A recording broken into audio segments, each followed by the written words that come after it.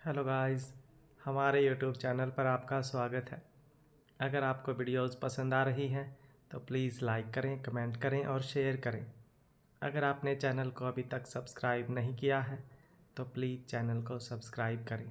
Hello guys, हमारे YouTube channel पर आपका स्वागत है।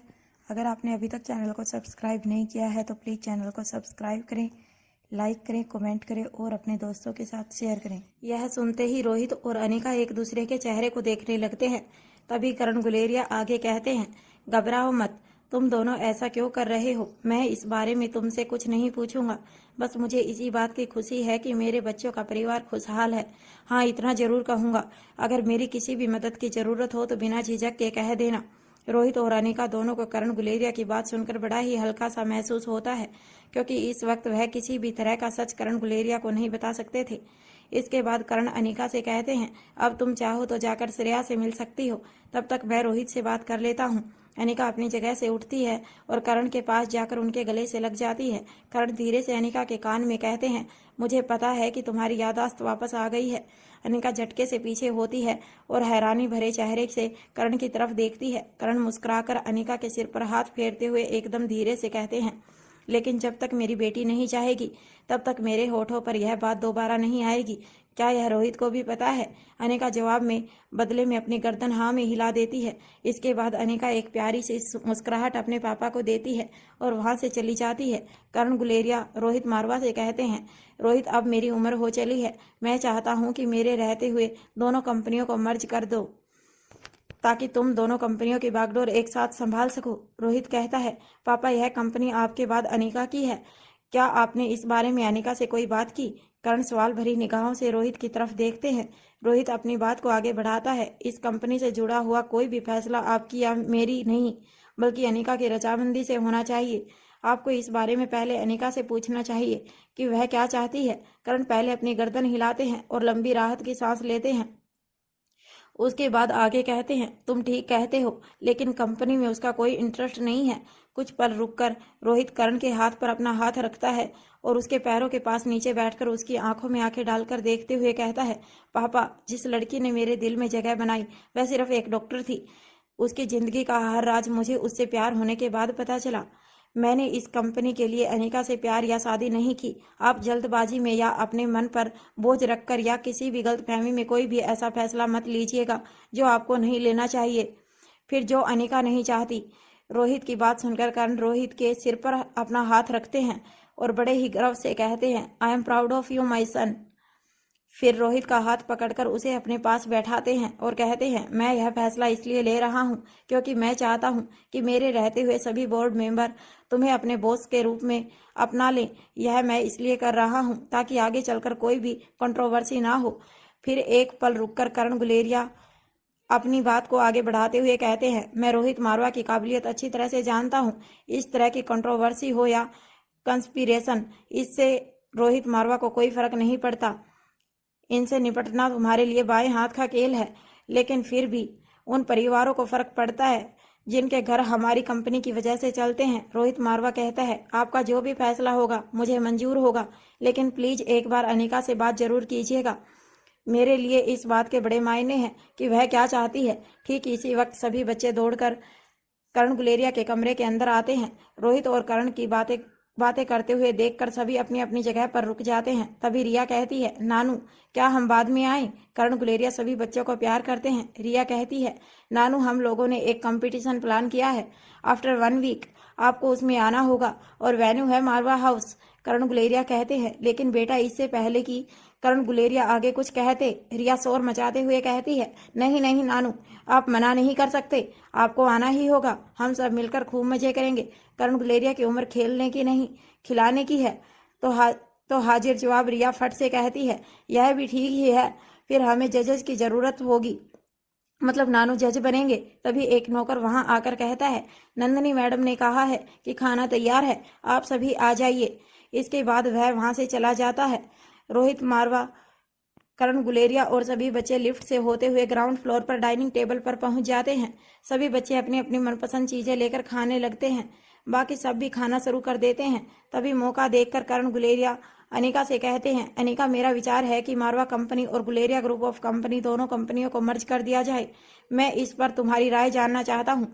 अनिका कहती है, आपने कंपनी के लिए जो भी सोचा है वह अच्छा ही होगा, लेकिन उससे पहले आप मुझे इस बात का जवाब दीजिए कि जब आकाश वापस आएगा तब आप उसे क्या कहेंगे। फिर अनिका अपनी बात को ठीक करते हुए कहती है, हाँ वह तो आपसे कभी कुछ पूछेगा ही नहीं। जो आपने किया उसके लिए वही हमेशा से सबसे सही रहा है, लेकिन आप यह बताइए कि आप उसे क्या देंगे। अनिका की बात सुनकर सभी हैरान रह जाते हैं और घूर घूर कर अनिका की तरफ देखने लगते हैं। तभी नंदिनी बच्चों से कहती है, बच्चों क्या मैं तुम्हारी मनपसंद चीजें तुम्हारे कमरे में ही भिजवा दूं। नंदिनी की बात सुनकर सभी बच्चे खुशी खुशी वहां से खड़े हो जाते हैं और रिया कहती है, यह तो बड़ा ही मजेदार रहेगा। फिर यश कहता है, खेलते खेलते खाने की बात ही कुछ और है। पिंकी कहती है, मैंने खा लिया, मुझे और कुछ नहीं चाहिए। तभी यश पिंकी की तरफ देखते हुए कहता है, क्योंकि तुम इतना थोड़ा सा चिड़िया की तरह खाती हो इसलिए इतनी दुबली पतली हो। तुमसे कितनी बार कहा है कि ठीक से खाना खाया करो। इसके बाद सभी बच्चे अपने रूम की तरफ चले जाते हैं। नंदिनी के इशारे पर सभी नौकर बच्चों की सभी फेवरेट डिशेज को उठाकर उनके पीछे पीछे चले जाते हैं। फिर नंदिनी कहती है, अनिका तुम श्रेया के होने वाले बच्चे के बारे में ही बात कर रही हो ना। तभी श्रेया बोल उठती है, अनिका तुम्हें ऐसा लगता है ना कि इस बच्चे के रूप में आकाश हमारे घर वापस आ जाएगा। सच कहूं तो मुझे भी ऐसा ही लगता है। नंदिनी और श्रेया की बात सुनने के बाद अनिका एक पल के लिए बिल्कुल खामोश हो जाती है। फिर जवाब देती है, हाँ मैं उसी की बात कर रही हूँ, उसका भी तो अपनी विरासत पर हक बनता है। श्रेया कहती है, लेकिन जब तक यह बड़ा होगा तब तक हमारी कंपनी को मजबूत कंधों की जरूरत होगी। अगर चाचा जी ने यह फैसला लिया है तो निश्चित ही कंपनी की भलाई के लिए यही अंतिम विकल्प रहा होगा। फिर अपने पेट पर हाथ रखते हुए कहती है, और यह कंपनी तब संभालेगा जब संभालने के लिए कंपनी बचेगी। एक बात बताओ, अगर इसके बुआ और फूफा इस कंपनी को अपने अंडर में ले लेंगे तो क्या इसके भविष्य में इस कंपनी में काम करने का मौका इसे नहीं देंगे।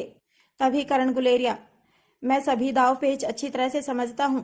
करण गुलेरिया, कंपनी की पोजीशन को बचाने के लिए तुमने मारवा इंडस्ट्री को करोड़ों के नुकसान में धकेला है। अगर तुम इसकी बागडोर संभालोगे तो दोनों कंपनियां नुकसान से भी बचेंगी और पहले से भी ज्यादा तरक्की करेंगी। इससे पहले कि रोहित मारवा आगे कुछ कहता तभी सिद्धार्थ वहां पहुंच जाता है और कहता है, I am really very sorry, मुझे आने में देरी हो गई।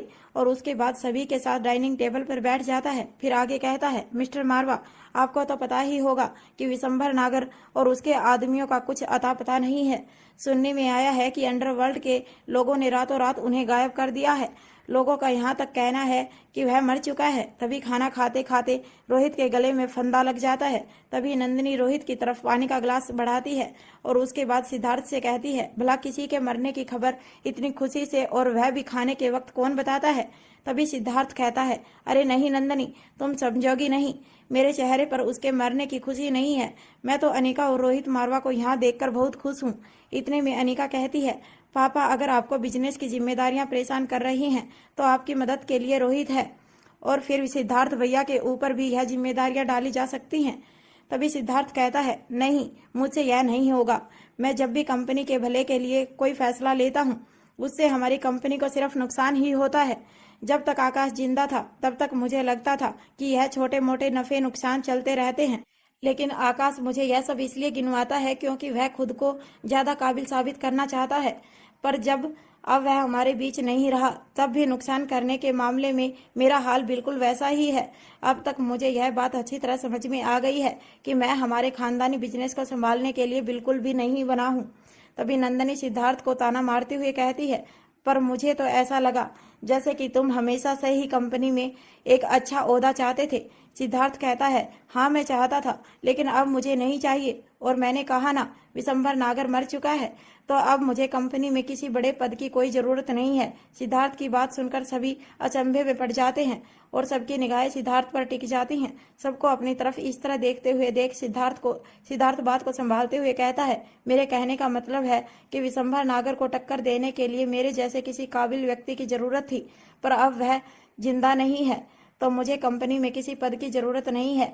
जहां अनिका का पूरा ध्यान अपने खाने पर था, वहीं रोहित मारवा सिद्धार्थ के चेहरे के भावों को हर बारीकी और गहराई से देख रहा था। नंदिनी को भी सिद्धार्थ की बातों पर बड़ी ही हैरानी हो रही थी और वह फिर मन ही मन सोचने लगी, इनका हमेशा से ही यही है, इन्हें समझना हम औरतों को समझने से भी ज्यादा मुश्किल है। बोलते कुछ और हैं, करते कुछ और हैं, सोचते कुछ और ही हैं। फिर सिद्धार्थ आगे कहता है, मैं अपने ऑनलाइन गेम्स एप्लीकेशन के साथ ही खुश हूँ। मैं बस अपने इसी बिजनेस को आगे बढ़ाना चाहता हूँ और एक साथ दो चीजों को साथ संभालना मुझसे नहीं हो पाएगा। ठीक इसी वक्त ओमकार भी वहां पहुंच जाता है और सभी को विश करते हुए कहता है, have a good day to all. उसके बाद डाइनिंग टेबल पर बैठते हुए कहता है, भैया आपके ऑनलाइन गेम के बिजनेस को बढ़ाने के लिए अगर आपको किसी की ज़रूरत हो तो मुझसे ज़रूर कहिए। मैं कुछ समय आपके एक्सपीरियंस से सीखने के बाद खुद भी न्यू गेम्स एप्लीकेशन लॉन्च करना चाहता हूँ। मेरा भी इंटरेस्ट इसी फील्ड में है। सिद्धार्थ कहता है, नेकी और पूछ पूछ, बहुत बढ़िया। इस घर में कोई तो है जो अपने बड़े भाई के नक्शे कदम पर है। तुम कल से ही मेरे साथ काम कर सकते हो। खाना खत्म करने के बाद सभी लिविंग हॉल में बैठकर बातें करने लगते हैं। इस वक्त तक मयूर और राजलक्ष्मी भी आ चुके थे और बैठकर सभी के साथ हंसी मजाक कर रहे थे। तभी श्रेया को अचानक से कुछ याद आता है और वह अनिका से कहती है, अनिका, उस दिन जब हम मारवा हाउस से गुलेरिया हाउस के लिए निकले थे तब तुमने हमें अचानक से वापस क्यों बुला लिया था और उसके बाद तुम खुद ही गायब हो गई। मुझे लगा था कि तुमने जो सरप्राइज प्लान किए थे उसी में से कुछ बाकी रह गया है, इसीलिए हमें तुरंत वापस बुला लिया। फिर बाद में समझ आया तुम्हारा नहीं आना ही हमारे लिए सरप्राइज था। फिर झूठी नाराजगी दिखाते हुए आगे कहती है, यह तुम्हारी बिल्कुल भी अच्छी बात नहीं। तभी रोहित कहता है, श्रेया, तुम अनिका के सरप्राइज के चक्कर में मत पड़ो। फिर अनिका की तरफ देखते हुए मुस्कुराकर कहता है, क्योंकि वह खुशी देने के साथ साथ शोक भी दे सकता है। तभी मयूर कहता है, सरप्राइज आपकी सिक्योरिटी थी और इसीलिए आपको घर ले आने के लिए मुझे आदेश मिला था। श्रेया कहती है, बाकी सब तो ठीक है, लेकिन कुछ तो ऐसा है जो अनिका ने मुझसे छुपाया है और तुम सब मिलकर उसका साथ दे रहे हो। फिर अनिका की तरफ देखते हुए कहती है, दोस्तों से भला कैसा पर्दा। चलो अब जल्दी से बताओ कि तुमने हमें वापस क्यों बुलाया था। तभी नंदिनी कहती है, जाने दो श्रेया, ऐसी छोटी छोटी चीजें होती रहती हैं। तभी श्रेया नंदिनी से कहती है, इसका मतलब आप जानती हैं कि हमें वापस क्यों बुलाया गया था। अब आप ही बताइए, हमें वापस क्यों बुलाया गया था। श्रेया का सवाल सुनकर नंदिनी का चेहरा फीका पड़ जाता है और वह अनिका की तरफ देखने लगती है। अनिका अपनी आंखों की पलकों को झपकाकर इशारा करती है कि वह श्रेया को सच बता दे। इतने में रोहित फिर अनिका की तरफ देखकर मुस्कुराते हुए बोलता है, मैं फिर कह रहा हूँ श्रेया, इन सब बातों को जाने दो। मेरी अनिका के सरप्राइज शॉकिंग होते हैं। श्रेया फिर से नंदिनी की तरफ देखते हुए कहती है, नहीं, चाहे जो भी हो, मुझे जानना है, बताइए नंदिनी दीदी। नंदिनी कहती है, किसी ने तुम पर जानलेवा हमले की योजना बनाई थी और उसी को फेल करने के लिए अनिका ने तुम्हें वापस बुलाया था। यह सुनते ही श्रेया के कानों में तेज झंझनाहट होने लगती है। एक पल के लिए उसका दिमाग सुन्न हो जाता है। फिर खुद को संभालते हुए श्रेया अपने पेट पर हाथ रखते हुए कहती है, इसका मतलब मेरे साथ साथ तीनों बच्चों की जान भी खतरे में थी। नंदिनी बदले में हाँ में गर्दन हिलाती है। फिर श्रेया अनिका की तरफ देखते हुए कहती है, क्या आकाश के दुश्मन भी यही लोग हैं। अनिका भी जवाब में सिर्फ अपनी गर्दन हिलाकर हाँ कर देती है। श्रेया अपने उतरे हुए चेहरे के साथ कहती है, मुझे उसी दिन किसी ने कुछ क्यों नहीं बताया। श्रेया की बात सुनकर माहौल में खामोशी छा जाती है। अभी तक श्रेया खूब हंस बोलकर बातें कर रही थी, लेकिन अब जैसे उसे सांप सूंघ गया था। तभी राजलक्ष्मी अपनी जगह से उठकर श्रेया के कंधे पर हाथ रखते हुए कहती है, इस वक्त अपनी हालत देखो, इसलिए उसी दिन तुम्हें किसी ने कुछ नहीं बताया। फिर अपनी हाथ की 3 उंगलियों से श्रेया के माथे पर टच करते हुए कहती है, अब अपने दिल और दिमाग पर ज्यादा जोर मत डालो, इसका असर सीधा बच्चे पर होगा। उसके बाद सभी हंसने लगते हैं। श्रेया भी सब कुछ भूलकर मुस्कुराने लगती है और कहती है, यह सच में शौक था। तभी रोहित के फोन पर एक मैसेज आता है। मैसेज को पढ़ने के बाद वह अपना फोन अनिका की तरफ कर देता है। स्क्रीन को पढ़ने के बाद अनिका कहती है, अब हमें चलना चाहिए, शाम हो चुकी है। नंदिनी कहती है, ऐसी भी क्या जल्दी है, मैं तुम लोगों को डिनर से पहले नहीं जाने दूंगी। तभी अनिका कहती है, भाभी हम जल्दी ही दोबारा मिलेंगे, वैसे भी बच्चे आपको अपने कंपटीशन के लिए इनवाइट कर चुके हैं, आना मत भूलिए। फिलहाल रोहित को कुछ जरूरी काम है। नंदिनी के इशारे पर नौकर गिफ्ट उठाकर मारवा हाउस की गाड़ियों में रखने लगते हैं। तभी रोहित मारवा करण गुलेरिया से कहता है, पापा आप चिंता मत कीजिए, अनिका और मैं इस बारे में जरूर कोई ना कोई हल निकालकर आपसे बात करेंगे। दमयंती के साम्राज्य में फोन पर लक्ष्य दमयंती देवी से कहती है, माँ साहिब अगर आप ठीक समझे तो हमें कुछ समय के लिए मारवा और गुलेरिया परिवार के लोगों से अपना ध्यान हटा लेना चाहिए, क्योंकि इस वक्त वह पूरी तरह से सावधान है। शायद यही वजह है कि हमारा हर बार खाली जाता है, साथ में नुकसान भी उठाना पड़ रहा है। अब हम अगला दाव तब खेलेंगे जब वह पूरी तरह से अस्वस्थ होकर बैठ जाएंगे। दमयंती कहती है, तुम सही कह रही हो, लेकिन तब तक ऐसा जाल बिछाओ कि इस बार वह छुपकर नहीं बल्कि खुलकर सामने आकर लड़ने के लिए मजबूर हो जाए। हमने विशंबर नागर को वहां इसलिए भेजा था ताकि वह अनिका जिस रोहित मारवा नाम के पेड़ की खोल में छिपी बैठी है, उस रोहित मारवा की जड़ें खोद सके। लेकिन अब वह खुद ही धरती में कहाँ दफन है, हमें इसकी खबर तक नहीं है। इस वक्त दमयंती देवी की आवाज में रोज साफ सुनाई दे रहा था, लच्छा आप शांत हो जाइए। रोहित मारवा कोई सामान्य पेड़ नहीं बल्कि वटवृक्ष है। जितना धरती के ऊपर दिखाई देता है उसकी ऊंचाई से कई गुना ज्यादा गहरी उसकी फैली हुई जड़ें हैं, जो आंख से दिखाई नहीं देती लेकिन उसे ताक पूरी देती है। पर आप चिंता मत कीजिए, उस अनिका के लिए इस बार ताना बाना मैं खुद बनूंगी ताकि वह खुद अपने खोल से निकलकर बाहर आए। दमयंती कहती है, मुझे तुम पर पूरा भरोसा है। मारवा हाउस में रोहित मारवा और अनिका अपने बच्चों के साथ मारवा हाउस वापस लौट चुके थे। सीक्रेट अंडरग्राउंड में एक सिक्योरिटी गार्ड सौम्या को एक मैसेज देता है, आपका यहाँ से चलने का वक्त हो गया है। पहले आप अपने भाई से मिल लीजिए, उसके बाद दिन ढलने के साथ ही हम यहाँ से बाहर चलेंगे। सौम्या अपनी जगह से उठकर सिक्योरिटी गार्ड के साथ साथ चलने लगती है। वह अपने रूम से बाहर निकलकर देखती है कि उसके रूम के बाहर एक बड़ा सा हॉल है, जिसमें चारों तरफ एक बड़ी बड़ी स्क्रीन लगी हुई थी, जिसमें से कुछ पर न्यूज चैनल, कुछ पर डिस्कवरी और कुछ पर हिस्टोरिकल जैसे चैनल ऑटोमेटिक प्ले हो रहे थे। वास्तव में यह मात्र इल्यूशन भ्रम भर था। काफी दूर दिखाई देने वाली यह स्क्रीन कुछ ही कदमों पर मौजूद कैबिन की मजबूत ट्रांसपेरेंट दीवारें थी। सौम्या काफी कोशिश करने के बाद भी यह नहीं समझ पा रही थी कि दरअसल वह कहाँ पर मौजूद है और उसके आसपास क्या क्या बना हुआ है।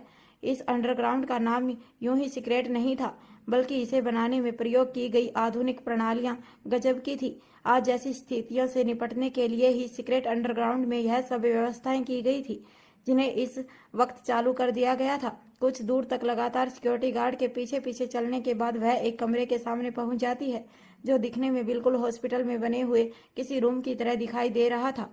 अंदर जाने के बाद उसे सामने ही बिस्तर पर लेटा हुआ अपना भाई दिखाई देता है। जैसे ही विशु की निगाह सौम्या पर पड़ती है, वह कुछ बोलने की कोशिश करता है और धीरे धीरे उसकी आवाजें शोर में बदल जाती हैं। सौम्या विशु के हाथ को अपने हाथ में लेकर कहती है, तुम चिंता मत करो, सब ठीक हो जाएगा। मैं जल्दी ही तुम्हें भी यहाँ से ले जाऊंगी, अभी मैं सिर्फ तुमसे मिलने आई हूँ। फिर मुस्कुराकर कहती है, दुनिया की सबसे बड़ी डॉक्टर खुद तुम्हारा इलाज करने वाली है। फिर अपने भाई को अपनी तरफ करवट दिलवाकर उसके गले लग जाती है। वह अपने एक हाथ से उसके सिर को और दूसरे हाथ से उसकी कमर को सहारा देती है और इसी दरमियान सहारा देते हुए अपने हाथ में मौजूद इंजेक्शन को उसकी कमर पर लगा देती है और बिना किसी को दिखाई दिए बड़ी ही सावधानी से अपने भाई को सीधा करके वहां से बाहर आकर सिक्योरिटी गार्ड के साथ चली जाती है। सौम्या को विश्वास था कि उसे किसी ने नहीं देखा। सौम्या के अपने कमरे में वापस लौटने के कुछ देर बाद अनिका वहां आती है और कहती है, मुझे उम्मीद है कि अपने भाई से मिलने के बाद अब तुम अच्छा लग रहा होगा।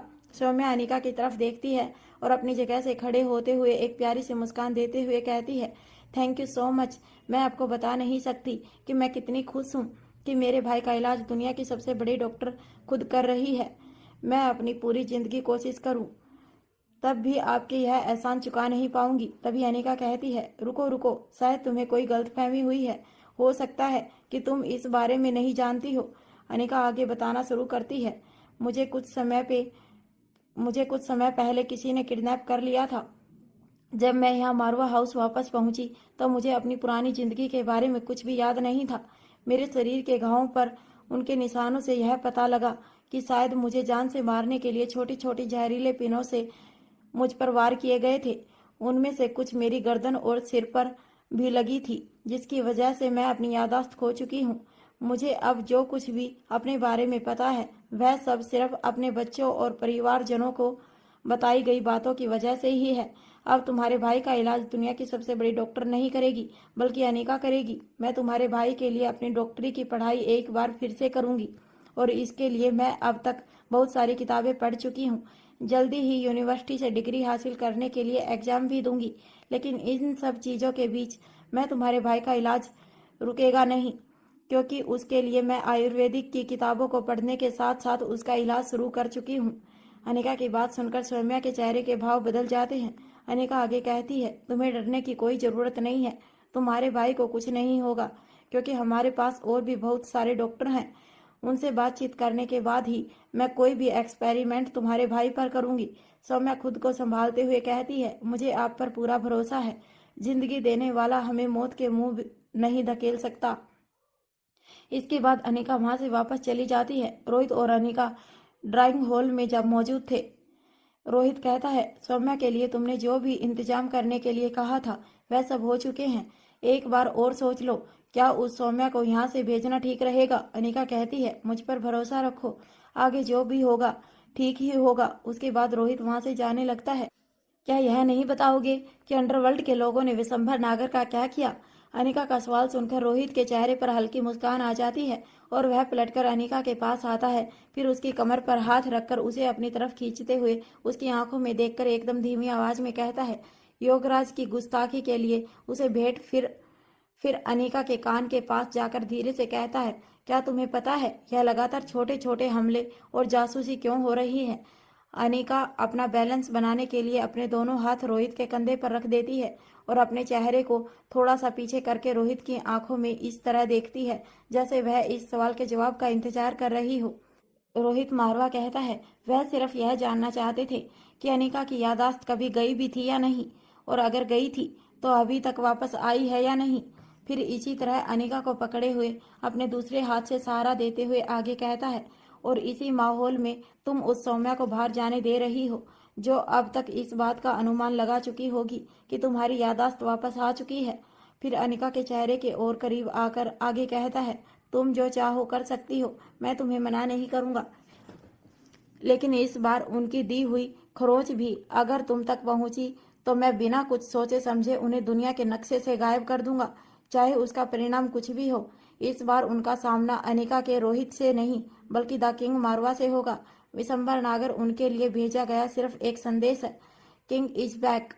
यहाँ जैसे ही सिक्योरिटी गार्ड सौम्या को मारवा हाउस से इंटरनेशनल होटल हेवन के क्वार्टर्स में शिफ्ट करने के लिए निकलते हैं, वैसे ही प्रीति सौम्या के कमरे में जाती है। फिर कमरे की सभी अलमारियों को खोल खोल कर अच्छी तरह देखती है। जब उसे वहां पर कुछ नहीं मिलता तब वह वॉशरूम की तरफ जाती है। वॉशरूम में हर छोटी छोटी चीज, चाहे वह फ्लैश टैंक था या टैप, शीशे के पीछे की खाली जगह थी या गीजर के ऊपर बची हुई जगह, सभी को बारीकी से जांचती है। वॉशरूम की सभी चीजों को तलाशने के बाद वह वॉशरूम का डस्टबिन पलटकर देखती है।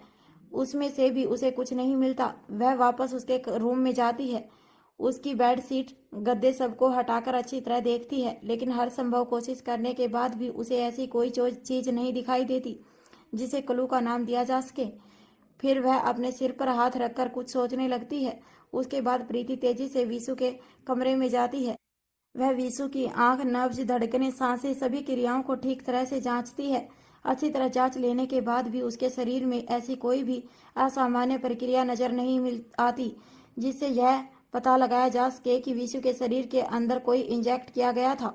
प्रीति वीसू के शरीर में उसका ब्लड सैंपल लेती है और एक गार्ड को देते हुए कहती है, इसे लैब ले जाओ, जो भी टेस्ट करने हैं वह सभी मैं करती हूँ।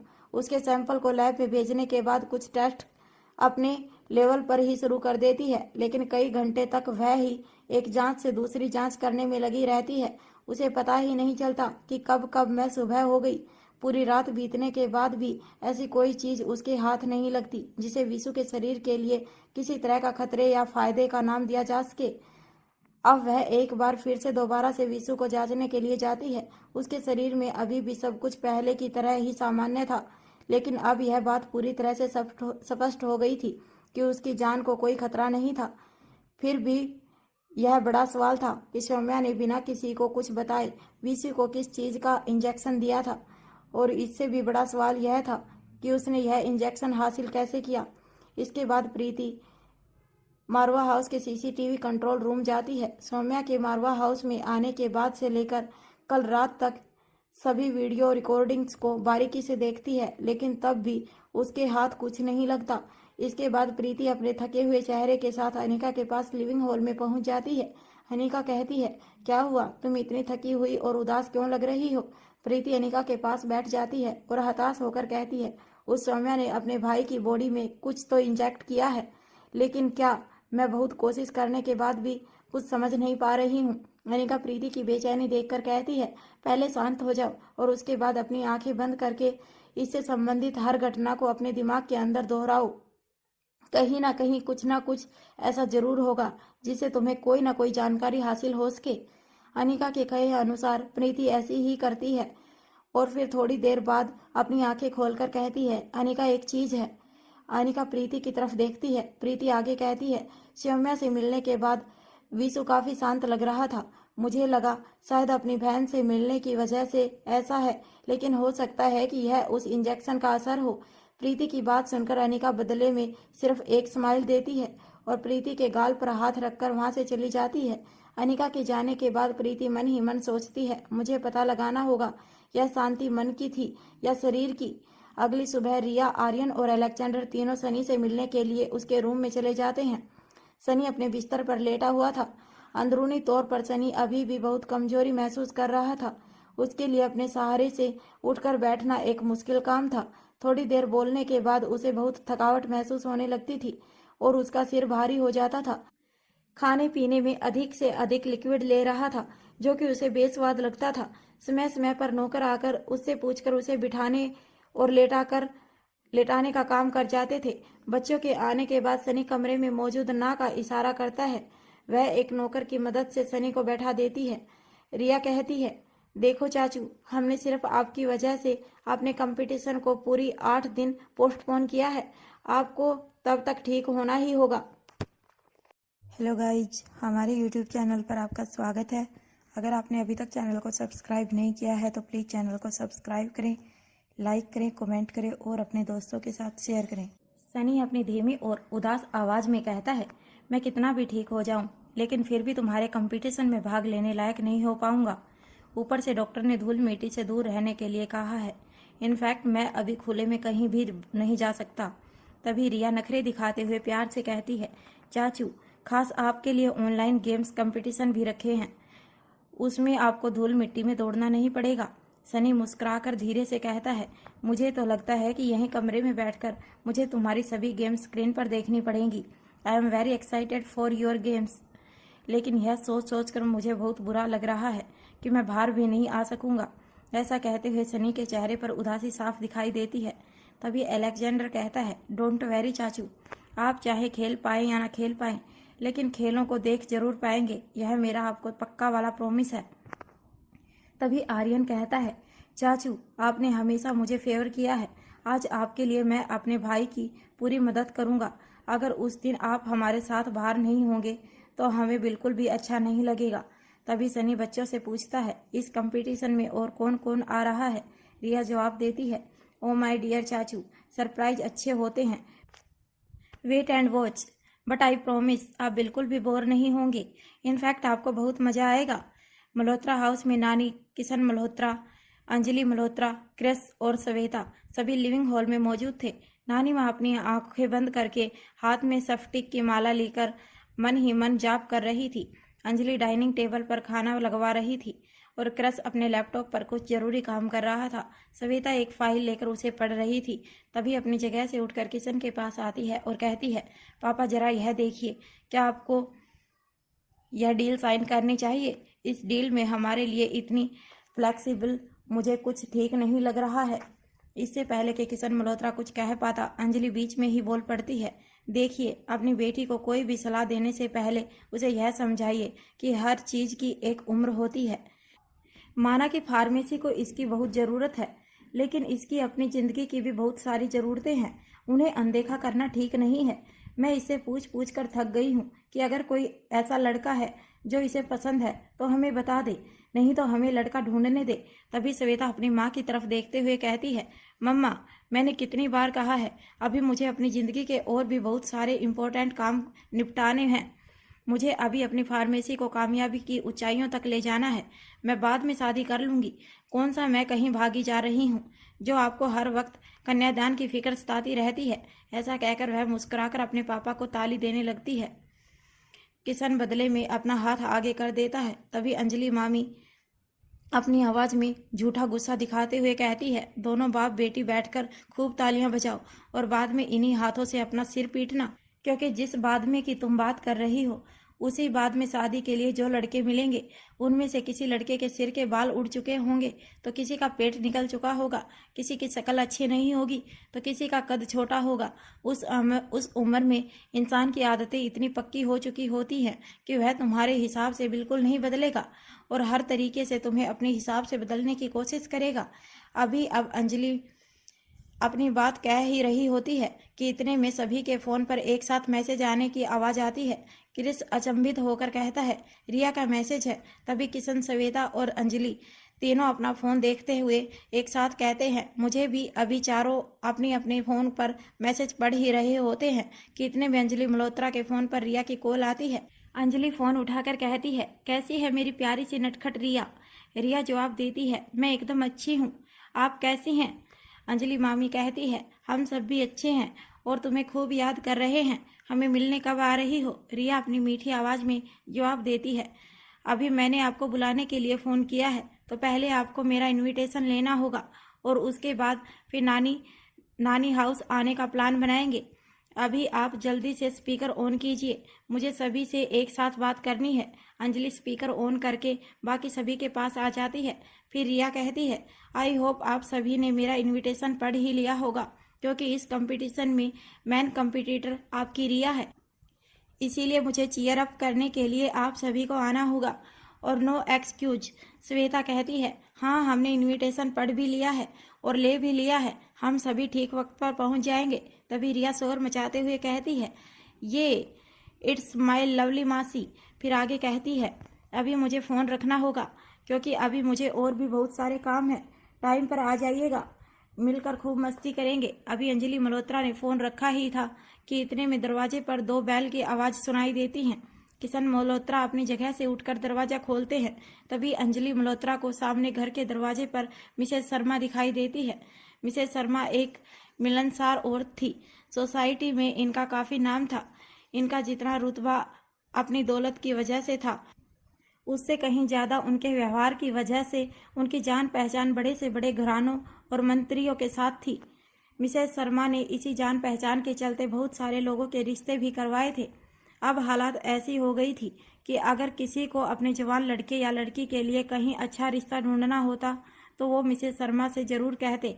शादियाँ करवाना मिसेस शर्मा का प्रोफेशन नहीं था, लेकिन उनके मीठे स्वभाव की वजह से वह किसी को मना नहीं कर पाती थी और हर किसी के लिए पूरे जोर शोर से रिश्ता ढूंढती थी। मिसेस शर्मा कहती है, नमस्ते किशन भाई।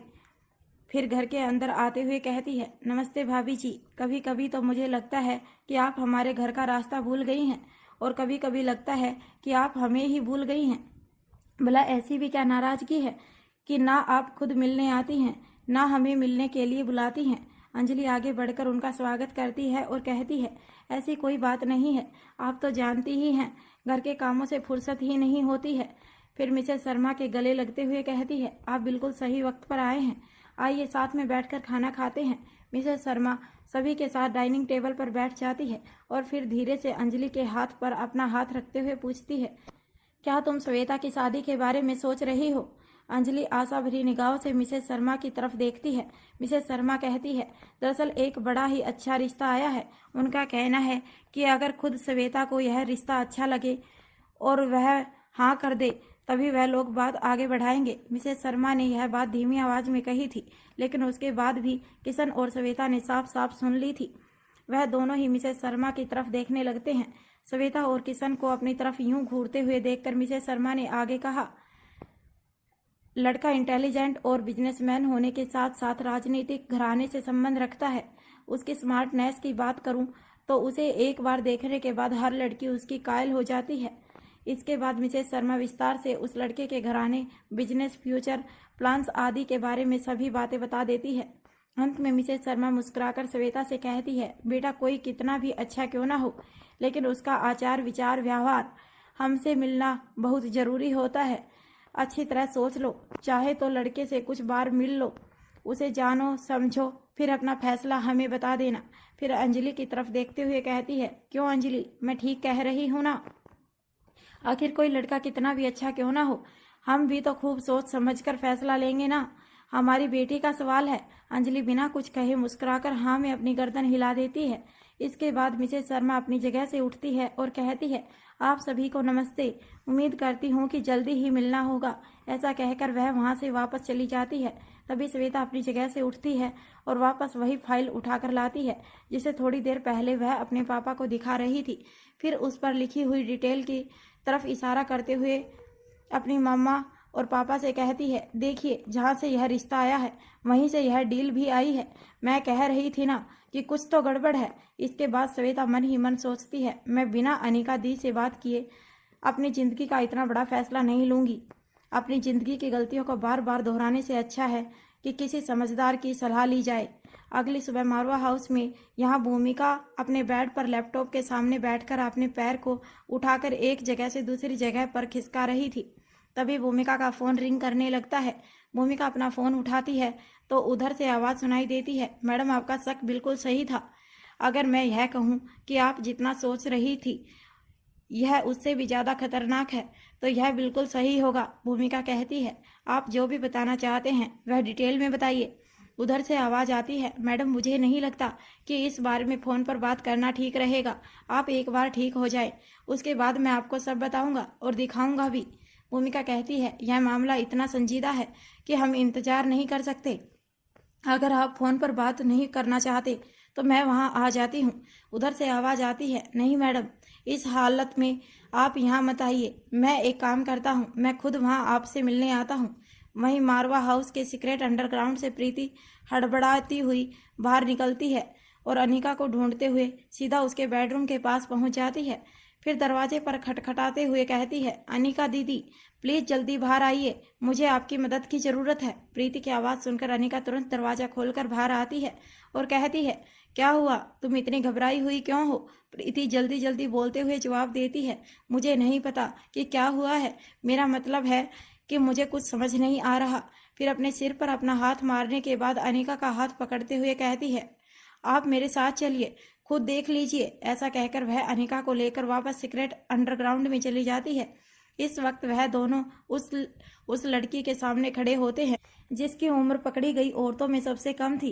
वह बुरी तरह तड़प रही थी, जैसे उसके पूरे शरीर में अकड़न के साथ दर्द हो रहा हो। वह जोर जोर से चिल्ला रही थी। अनिका ने उससे पूछा, बताओ तुम्हें क्या हो रहा है?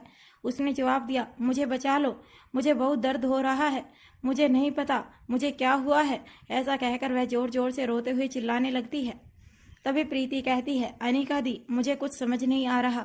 कुछ दिन पहले तक जब मैंने इससे इसके खुद के बारे में पूछा तब यह किसी भी तरह अपना मुंह खोलने के लिए तैयार नहीं थी, लेकिन उस दिन जब मैं आपसे इस लड़की के बारे में बात करने आई थी और आप जल्दबाजी में अस्पताल के लिए निकल गई थी, उसी दिन से यह बड़ा ही अजीब बर्ताव कर रही थी।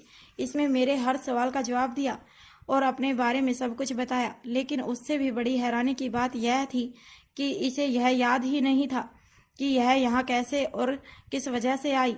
कुछ देर तक अनिका उस लड़की से कुछ कदम दूर खड़े होकर खामोशी के साथ उसे ध्यान से देखती रहती है। फिर कुछ सोचने के बाद प्रीति से कहती है, मेरी बात ध्यान से सुनो, चाहे उन औरतों को कितनी भी टफ ट्रेनिंग क्यों ना दी गई हो, लेकिन फिर भी अंत में उनके पास दिल एक स्त्री का ही है जिसमें अपनों के लिए प्रेम होता है। वह दूसरों का दर्द देखकर पिघल जाता है। एक औरत खुद पर बीतने वाली हर ज्यादती को सह जाती है, लेकिन अपनी आंखों के सामने अपनों की तकलीफ उससे बर्दाश्त नहीं होती।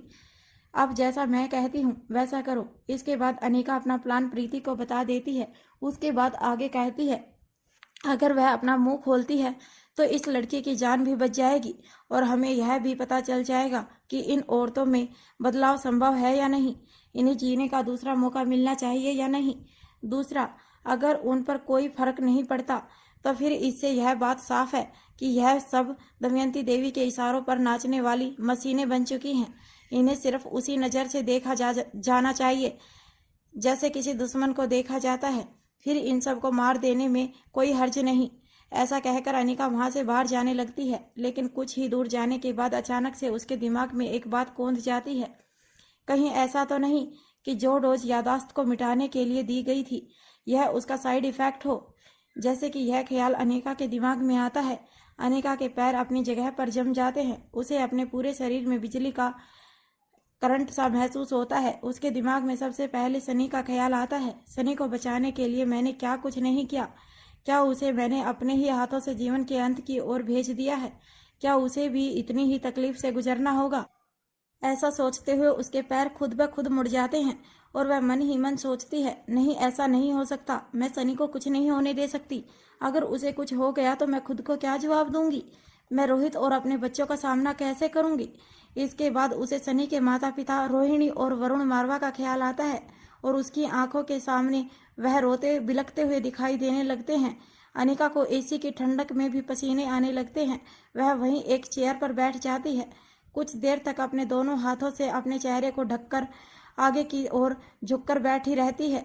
फिर थोड़ी देर बाद पूरी तरह से शांत होकर अपने हाथ नीचे कर लेती है। अब अनिका के चेहरे पर घबराहट की जगह आत्मविश्वास ने ले ली थी। वह खुद से कहती है, अभी मेरे पास काफी समय बाकी है। मेरे रहते हुए सनी को कुछ नहीं होगा। मुझे पता लगाना होगा कि यह किस तरह का साइड इफेक्ट है, ताकि मैं समय रहते एंटीडोज तैयार कर सकूं।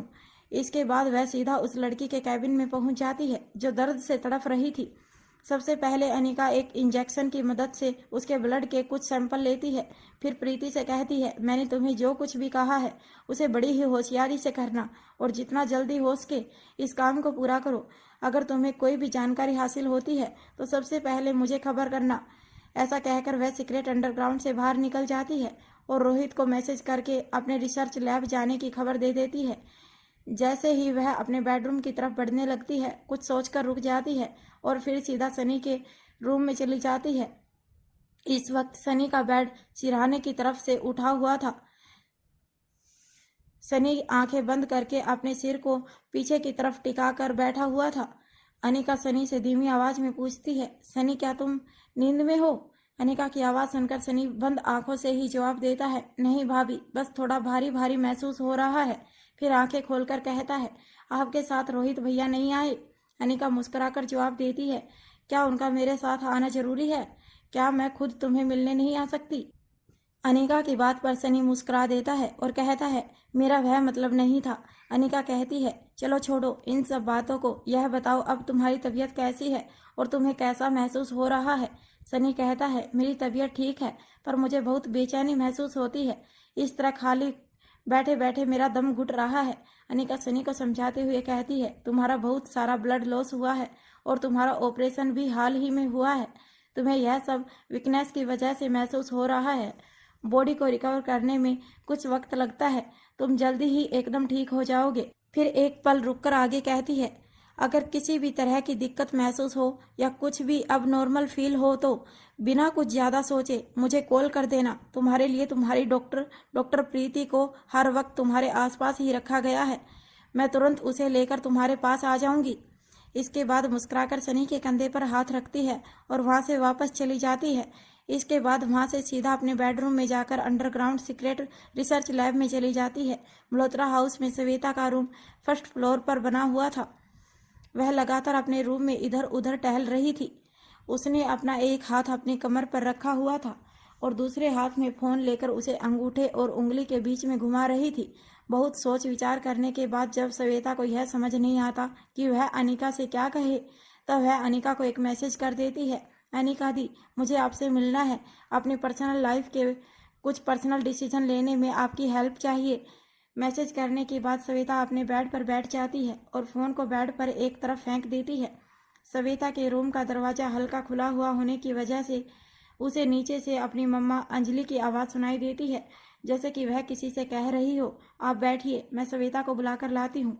अपनी मम्मा की आवाज़ सुनकर श्वेता अपनी जगह से खड़ी होकर अपने दरवाजे के पास जाकर यह देखने की कोशिश करती है कि ऐसा कौन है जिसे मुझसे मिलना है। श्वेता अपने रूम से गर्दन बाहर निकालकर लिविंग हॉल में देखने की कोशिश करती है, लेकिन उसे सिर्फ एक बैठे हुए इंसान की बैक साइड दिखाई देती है। उसे देखकर सिर्फ यह अनुमान लगाया जा सकता था कि वह कोई नौजवान है जिसकी हाइट लगभग 5 फुट 10 इंच होगी। पीछे से उसे देखने पर उसकी पर्सनैलिटी काफ़ी अट्रैक्टिव लग रही थी। श्वेता याद करने की कोशिश कर रही थी कि यह कौन हो सकता है, पर अपने सभी जानकारों को अपने दिमाग में एक बार रिमाइंड करने के बाद भी वह बिल्कुल भी नहीं समझ पाती है कि यह कौन है। उसके बाद वह अपने चेहरे पर इग्नोर करने के भाव लेकर आती है और अपने दोनों हाथों को हिलाते हुए वापस अपने रूम में चली जाती है। इसके बाद फिर से अपनी समस्या में उलझ जाती है और खुद से कहती है, क्या यह समस्या इतनी बड़ी है कि मुझे और कुछ दिखाई नहीं दे रहा? श्वेता, तुम्हें और भी बहुत सारे काम हैं। अब खड़ी हो जाओ और फार्मेसी जाने के लिए तैयार हो जाओ। इससे पहले कि श्वेता वॉशरूम के अंदर चली जाती, उससे पहले ही अंजलि श्वेता के रूम में पहुंच जाती है और कहती है, श्वेता, क्या तुम अभी तक तैयार भी नहीं हुई हो? अंजलि की बात सुनकर श्वेता के चेहरे पर ढेर सारी हैरानियां दिखाई देने लगती हैं। यह पहली बार था जब अंजलि श्वेता से इस तरह का सवाल कर रही थी, क्योंकि अंजलि हमेशा श्वेता से यही कहती थी, हमेशा जल्दबाजी में रहती हो, कभी अपने कामों को छोड़कर थोड़ा रिलैक्स भी करा करो। आज यह उल्टी गंगा बहती हुई देखकर श्वेता अपनी मम्मा के माथे पर हाथ रखते हुए कहती है, मम्मा, आप ठीक तो है ना? इस वक्त अंजलि के चेहरे पर हड़बड़ी के भाव थे। श्वेता का हाथ नीचे करते हुए वह कहती है, अभी यह सब छोड़ो और जल्दी से तैयार होकर नीचे आ जाओ। श्वेता कहती है, क्या आप मुझे बताएंगे कि हुआ क्या है और नीचे कौन आया है? अंजलि कहती है, आनंद का भाई लक्ष्य तुमसे मिलने आया है। श्वेता कहती है, क्या वही लक्ष्य जिसके बारे में? श्वेता की बात को काटते हुए अंजलि कहती है, हाँ, वही लक्ष्य जिसका रिश्ता तुम्हारे लिए आया है। मुझे तो समझ नहीं आ रहा क्या करूं और क्या नहीं करूं। इस तरह बिना बताए अचानक से कोई किसी के घर कैसे आ सकता है? फिर अपनी ही बात को बदलते हुए कहती है, हाँ चलो ठीक है, हम बिना बताए किसी के घर जा सकते हैं, लेकिन ऐसी स्थिति में मुझे क्या करना चाहिए कुछ समझ नहीं आ रहा है। कोई सामान्य रिश्तेदार होते तब बात अलग थी, लेकिन इस स्थिति में मैं क्या करूं?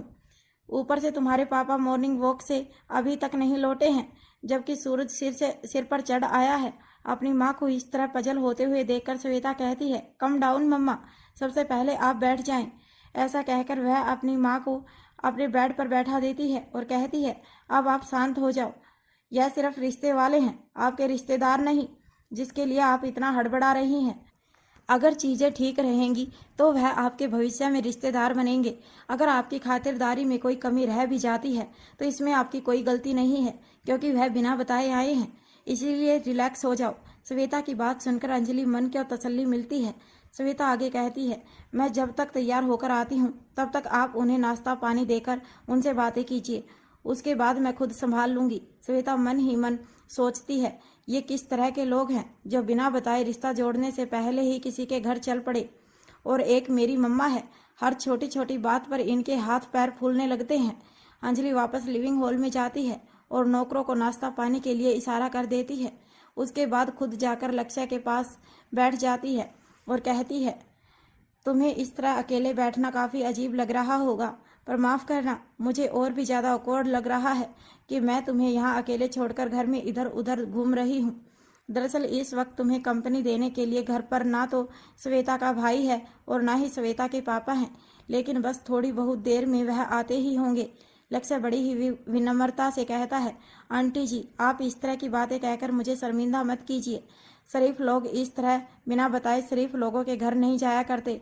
जिस तरह मैं यहाँ आ गया हूँ, इसमें गलती मेरी ही है।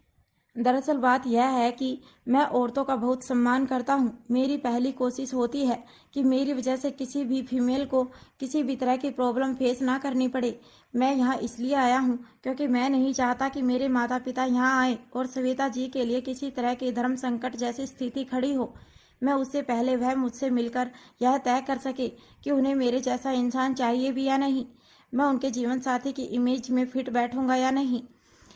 इसके बाद अगर उनकी तरफ से इस रिश्ते के लिए हाँ होगी तभी मेरे माता पिता आपके दरवाजे तक आएंगे, नहीं तो मैं उन्हें यहाँ आने से मना कर दूंगा, ताकि आप लोगों को किसी भी तरह की कोई दिक्कत ना हो। लक्ष्य के ऐसे उच्च विचार सुनकर अंजलि का दिल भर आता है और वह मन ही मन उसमें अपना दामाद देखने लगती है। थोड़ी देर बाद जब श्वेता नीचे पहुंचती है तो लक्ष्य खड़ा होकर प्यारी सी स्माइल के साथ श्वेता को हेलो कहता है। Hello Shweta ji, I hope कि मेरी वजह से आपको ज़्यादा परेशानी नहीं हुई होगी and I am really sorry. इस तरह अचानक से आपके बिजी शेड्यूल में से अपने लिए कुछ टाइम मांगने आ गया हूँ। इस वक्त श्वेता के सामने जो जेंटलमैन खड़ा था उसकी पर्सनैलिटी एक बिजनेसमैन और पॉलिटिशियन का मिश्रण थी।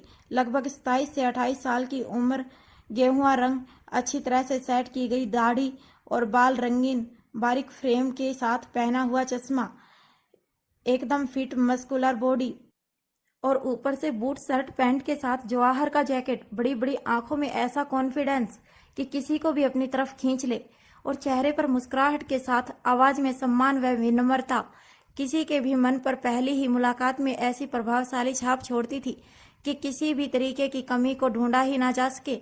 श्वेता कहती है हेलो, फिर एक सेकंड रुककर आगे कहती है हाँ शेड्यूल तो बिजी है और मुझे कुछ जरूरी काम भी है, लेकिन कोई बात नहीं। मारवा हाउस में भूमिका बेड पर से अपने पैर को उठाकर नीचे की तरफ लटकाती है और फिर पास में रखे हुए वाकर को अपनी तरफ खींच लेती है। इसके बाद वाकर से धीरे धीरे चलकर बालकनी के पास जाकर खड़ी हो जाती है। उसके दिमाग में एक साथ कई सवाल चल रहे थे। दुश्मनों ने उसे जिंदा क्यों रखा, उसे एक जगह से दूसरी जगह शिफ्ट क्यों किया गया, उसके फोन को उससे अलग कर दिया लेकिन पिस्टल को अलग क्यों नहीं किया, आखिर वह काले तेल का राज क्या है, अनिका और कौटिल्य मेरी लोकेशन तक कैसे पहुंचे, क्या उनके पास ऐसी कोई जानकारी है जिसके बारे में मुझे कुछ नहीं पता, अगर ऐसा है तो उन्होंने अब तक मुझे वह बातें क्यों छुपाई, वह अंडरकवर ऑफिसर कौन है जो हमारे बीच में है लेकिन हमें उसकी जानकारी नहीं है। यह सब सोचते सोचते वह वापस रूम के अंदर आ जाती है और अपने रूम की दीवार पर लगे वॉल बोर्ड के ऊपर अपने सभी सवालों को फ्रेम में उतार देती है। अभी वह यह सब कर ही रही होती है, तभी एक नौकर आकर कहता है मैडम कोई डॉक्टर पुष्पराज त्रिपाठी आपसे मिलने आए हैं। भूमिका कहती है हाँ मैंने ही उन्हें बुलाया है, एक काम करो उन्हें यहीं मेरे कमरे में भेज दो। भूमिका एक कर्टन से वॉल बोर्ड को ढक देती है। नौकर डॉक्टर पुष्पराज त्रिपाठी लेकर भूमिका के रूम तक छोड़ जाता है। डॉक्टर पुष्पराज त्रिपाठी अंदर आते हुए भूमिका से कहते हैं नमस्ते भूमि मैडम। भूमिका कहती है आइए आइए त्रिपाठी जी, मैं आप ही का इंतजार कर रही थी। कम से कम आपके आने से मेरे दिमाग में उठ रहे बवंडर में कुछ तो शांति पड़ेगी।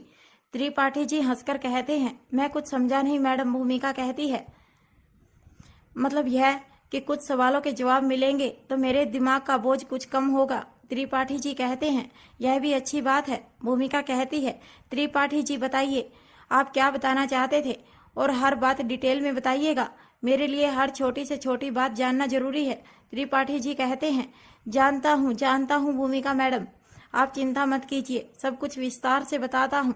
त्रिपाठी धीमी गति से आगे कहना शुरू करते हैं मैडम जिस रात आपको हॉस्पिटल में एडमिट किया गया था उसी रात जब मैं हेडक्वार्टर से बाहर निकल रहा था तभी मुझे अर्जुन सर ने वह ब्लैक लिक्विड का सैंपल लाकर दिया था और यह थोड़ा बहुत नहीं था, कम से कम 1 लीटर के आसपास था। क्योंकि मुझे बहुत जरूरी काम था इसीलिए उस रात रुकना मेरे लिए संभव नहीं था, इसीलिए मैंने उसे उन्हीं के सामने सावधानी से डिजिटल लॉकर में रखा दिया था। मैं अगले दिन भी छुट्टी पर था लेकिन उसी छुट्टी की रात मुझे याद आया कि छठी इंद्री ने कहा था कितने भी लॉकर में रख लो, अगर इसमें बड़े बड़े राज हैं तो मुझे लगता है वह इसे जरूर चुरा ले जाएंगे। बस इसीलिए मैं छुट्टी की रात ही हेडक्वार्टर पहुंच गया और उसे ब्लैक लिक्विड में से कुछ सैंपल निकालकर चुपके से अपने साथ लेकर घर चला गया।